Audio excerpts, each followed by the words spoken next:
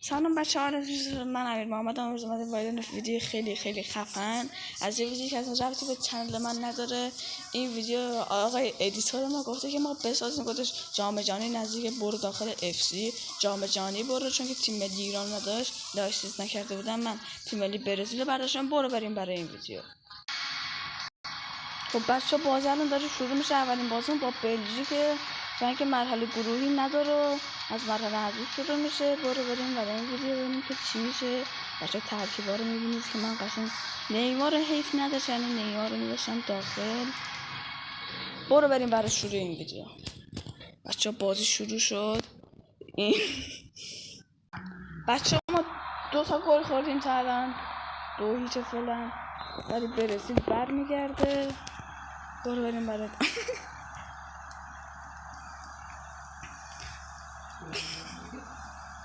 حالا بچه دارم حمله میکنیم. برو بریم برای یه فرصت خیلی خفن. حالا اینجا فرصت از جناین حمله میکنن. حالا اینجا فرصت یه دونه بیرون پا و دروازه‌بان مهار میکنه تیم کورتوا. حالا کوین دیبروینه اونجا توپو پاس میده. حالا اینجا فرصت هست، لوکاکو اینجا پاس، شوت توپ که از کنار دروازه به بیرون میده. خیلی خب بچه ها، با پاس کوتاه بازی شروع میکنیم. اینجا فرصت هست، حالا پاکت ها،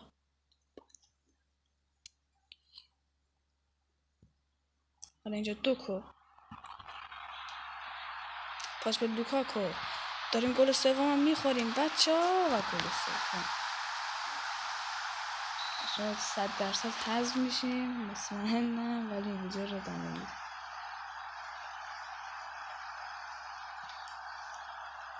اینجا دوکو یک حمله است برای بلژیک. حالا فرصت هست برای بلژیک و گل نه، ولی گل 4-0. 4 تا خوردیم بچه. برزیل 0 بلژیک 4. حالا اینجا یه فرصت دیگه، دیبروینه. حالا اینجا پاسش برای همچینه خودش، اینجا سانت، خب دوباره خود دیبروینه. حالا اینجا میتونن گل بزنن، باز کنه بلژیک که نه، تموم شد بچه. نیمه دوم شروع شد. وینیسیوس، حالا اینجا فرصت است برای تیم بلژیک. حالا اینجا دروازه‌بان میاد جلو، گل پنجم لوکاکو، گل پنجم میزد. بچه من رو آخرین قدرت گذاشتم و واقعا داره کمرم میشکنه. حالا فرصت لوکاکو. حالا اینجا وینیسیوس، فرصت هست، نذاشت گل بشه. حالا اینجا فرصت هست، حالا لوکاکو یه فرصت دیگه است، کوین نه، گل.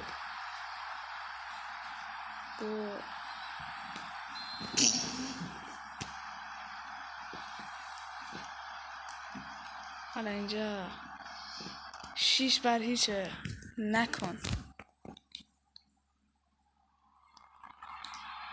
حالا اینجا شوت و گل 7-0. بچه 7-0 شد. امیدوارم از این ویدیو لذت برده باشید. شما رو به خدای بزرگ میسپارم. انشالله تو ویدیو بعدی کاپو میبریم بالا. این ویدیو نشد دیگه بچه ها انشالله ویدیو بعدی میم قهرمان میشیم.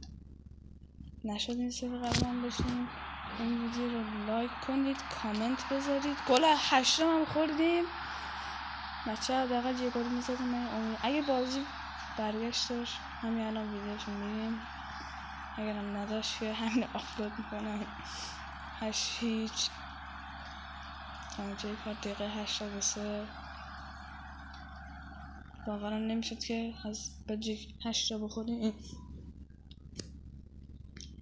حالا اینجا یک فرصت دیگه برگشت شدن باز کنیم ما. حالا اینجا گل بعدی هم میخوریم یا نه این گل بشه با ویدیو تمام. نه گل نشد. بچه این ویدیو رو لایک کنید، ما رو ساب کنید، زنگوله رو حتما بزنید، کامنت انگلیسی هم بذارید، قلب قرمز بذار تو کامنت یادتون نره. و اینکه خیلی مرسی تا آخر ویدیو رو دیدی. مطمئنم از این ویدیو خوشتون اومده باشه. تا ویدیو خفن دیگه فعلا.